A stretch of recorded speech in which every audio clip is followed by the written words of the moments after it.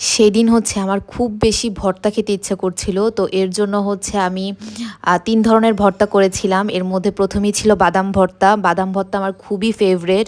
আমার গরম ভাতের সাথে বাদাম ভর্তা, আলু ভর্তা যেকোনো ভর্তাই খুবই মজা লাগে।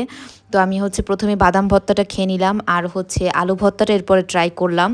আলুর ভর্তাটাও খুবই মজা হয়েছিল, যেটা আমার হাসব্যান্ড করে, খুবই মজা হয় ওর হাতের আলু ভর্তা। আর হচ্ছে কচুর যে মুখি ছিল সেটাও ভর্তা করে নিয়েছিলাম। তো আর সাথে ছিল হচ্ছে আমি আলু আর পেঁপে দিয়ে হচ্ছে একটা ভাজি করেছিলাম, সেখান থেকে অল্প একটু নিয়ে তারপর খেয়েছি। তো আর ছিল হচ্ছে গরুর মাংস।